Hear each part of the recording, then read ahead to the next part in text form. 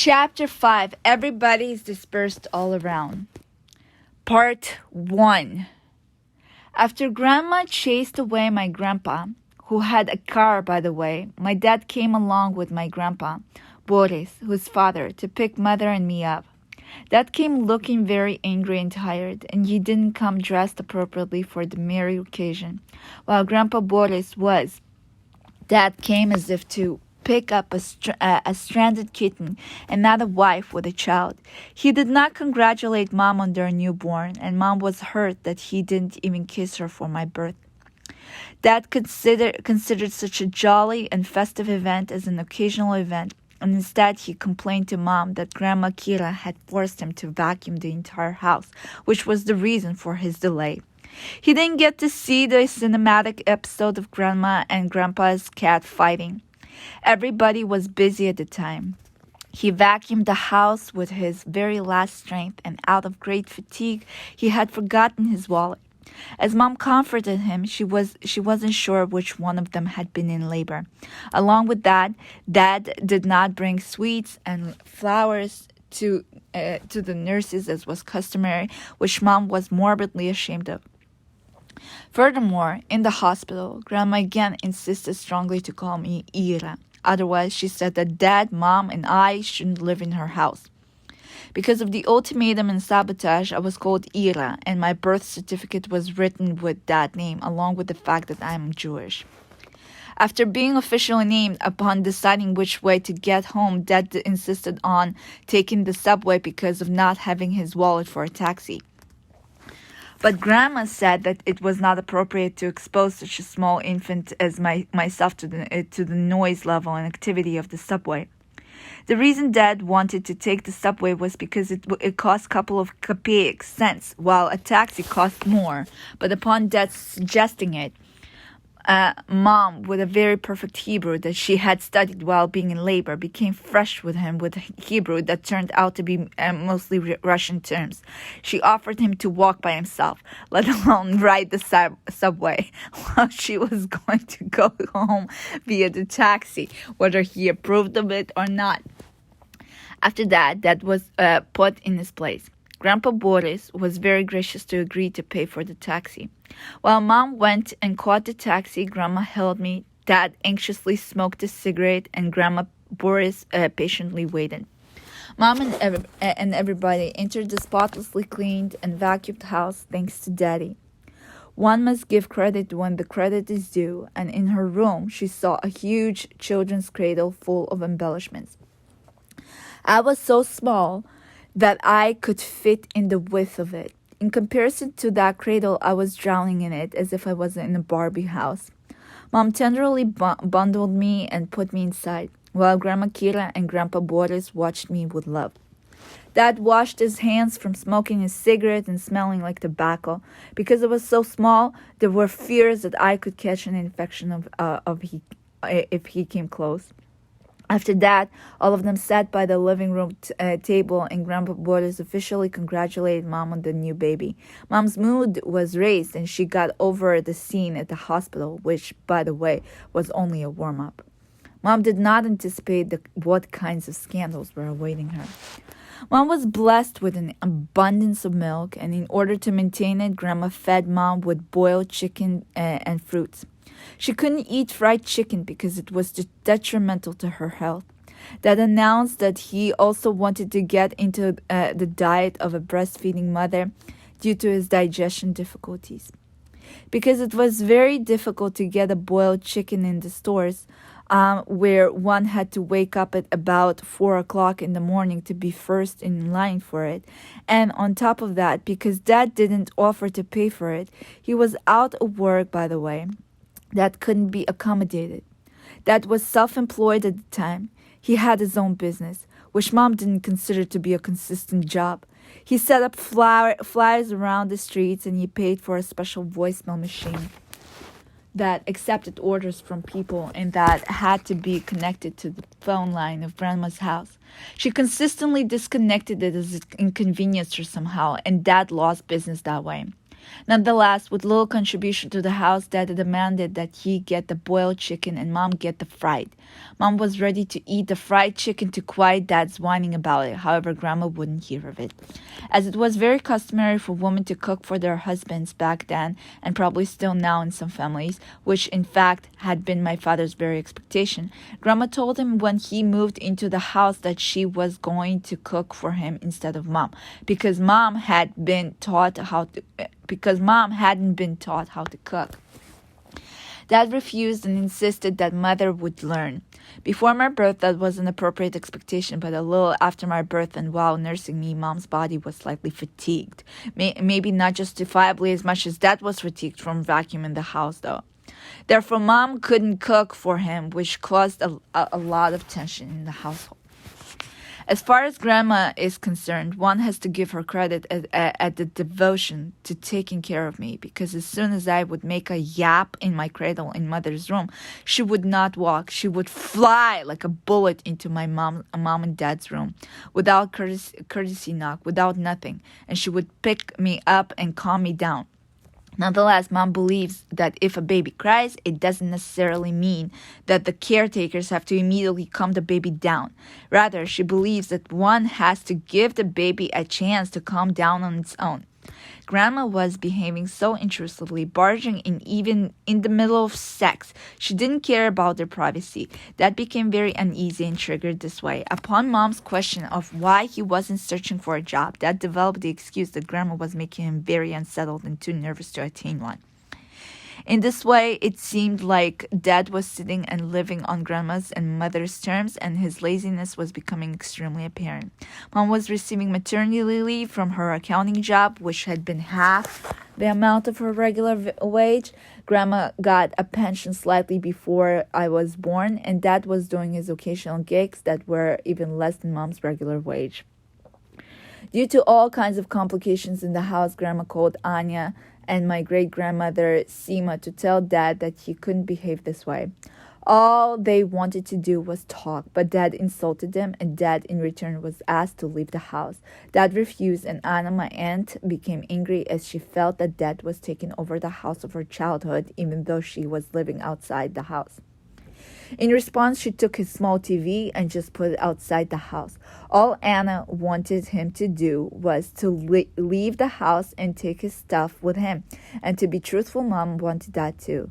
Dad, while it was happening, wanted to get his TV back, and he accidentally hit Anna's foot with his leg while trying to get it.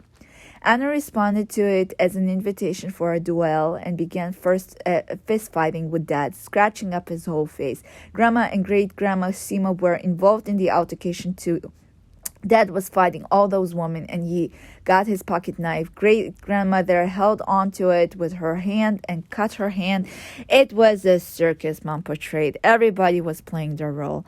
They were fighting in the halls of the apartment, and Mom was hurt to see the scene. She went back into the room where I was in my cradle, observing my innocence, my playfulness, and my endearing existence. A tear fell down her face as she thought to herself, "Is this the life I dreamed of?"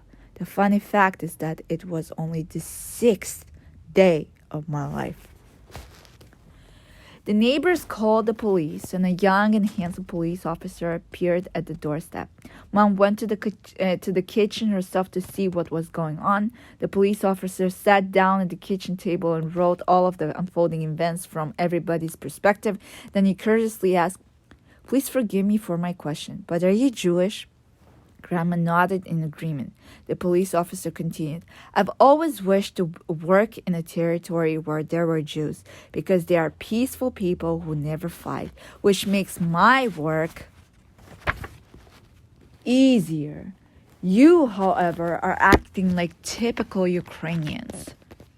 Mom was very ashamed to hear that. Conclusively, the police guard stood up and said, "Nobody is going to be arrested. It's a typical family problem. Handle it amongst yourselves." As he looked at that scratched-up face, he continued, "And it doesn't seem like anybody was hurt." And he walked away. Father went to the hospital for having a concussion. That very same night, Mom was mad at Dad and she slept with Grandma, while Dad slept by himself. The next day, Dad moved out and was hurt that Mom didn't even protect him from the fight. He always protected Mom from her sister, calling her stupid, and she didn't even reciprocate in her solidarity to him, Dad says to me. The next morning, upon nursing me, for some weird reason, I was still screaming. Mom couldn't understand what was going on, so she weighed me. I wasn't gaining weight. Because I was so small, instead of every 3 hours of feeding, she fed me every 2 so that I would gain weight faster. At the time, Anna, my aunt, was there, and she suggested that maybe the reason for my screaming was because Mom no longer had milk. Mom went to the doctor about it, and it was explained that the flow of her milk had significantly slowed down due to stress. Mom was advised to drink tea to retrieve her milk and reduce her stress level, but the milk did not come to its entirety. Mom fed me with as much milk as she could retrieve for the duration of 3 months of my life, but then it dried up completely. After Dad left the next morning, Mom and Grandma were alone together, with me, of course, and Grandma was constantly provoking and going on Mom's nerves. Dad called Mom to move in with him and his parents, but Mom was advised by my aunt and Grandma to divorce Dad. Upon considering it, Mom reminisced of the time when Dad lived with my mom and Grandma, how he connected to me, although at the beginning he was very uncomfortable even touching me because it was so fragile. He picked me up in his hands, playing with me, and Mom felt that she didn't want to be a single mother and she preferred to preserve the family. So Mom listened to her heart and moved out to live with Dad in a lot more impoverished area called Podol. In return, Mom's decision upset my aunt Anna and most of all my grandma. As soon as Mom moved in the 3rd week after my birth, Dad was determined to change my name to Alina, a name that he had picked through a baby name book that he diligently reviewed in a local library, which is a Slavicized name from Helen that means light.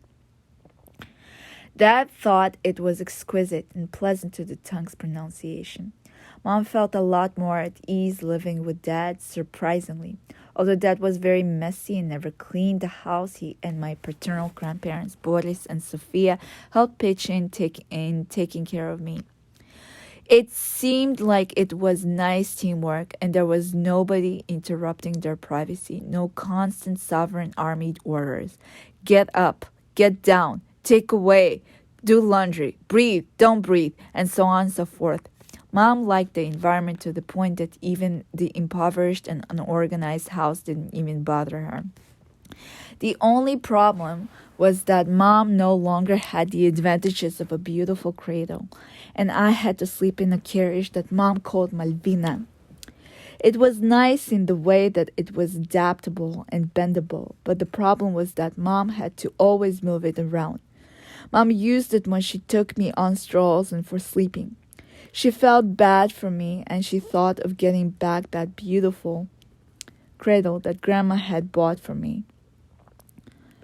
So she called Grandma, and they agreed on a day and a time for Mom to pick it up. Getting the cradle was somewhat of a man's job, and since Grandma understood that, she adamantly requested that neither Grandpa Peter Badla, bastard number 1, nor my father Badla, bastard number 2, would come in. Only Mother was allowed. Upon this agreement, Mom asked Grandpa Peter to pick her up and help transport the disassembled parts of the cradle. Grandpa agreed. As was planned, Grandpa and Mom got to Grandmother's place at the same time and date that was agreed by both of them. And when Mom knocked at the door, she discovered that nobody was home. Mom was very irritated. Grandma did not work. She was on a pension. She didn't have anything better to do, and it was agreed that Mom would pick up the cradle at the time that Mom was there. At the same time, Grandpa was rushing to go to his beloved wife and said that he needed to leave. Mom convinced him to stay 20 minutes longer. After 15 minutes, the long-awaited grandma of mine walked towards the house, taking her sweet time, swinging her hips side to side, since she is very short in stature, and moving her purse in a rhythm to match her walk. Upon seeing her, Mom collected her temper and, just for the sake of principle, cautiously asked Grandma, "Where have you been?" Without any sense of guilt, Grandma answered, "I was at my friend's funeral." Mom thought it would be a waste of time to even get upset about that, and she asked to get the cradle.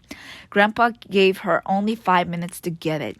When Grandma opened the apartment, Mom flew into her room and saw the cradle in one piece.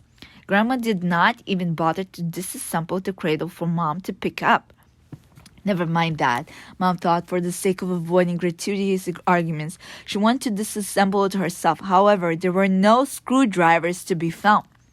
Then Mom no longer could hold it in, and she screamed at Grandma, "Why haven't you even bothered to disassemble the cradle for me to pick it up, or at least told me that it is not disassembled? I would have brought the tools to do it." In return to Mom's finally erupted temper, Grandma reached the massager, which was a wooden stick with rolling marbles embedded in it that were used to massage Mom's hurting legs, and she hit her on the head with it. After this incident, Mom never attempted to get the cradle back ever again, and due to shortage of money, a new one wasn't able to be attained. I slept inside the Malvina for 3 years of my life until I was able to have a normal bed. I practically befriended that carriage. I owned it. It was my only possession. It sheltered me and was like a mansion that nurtured and protected me.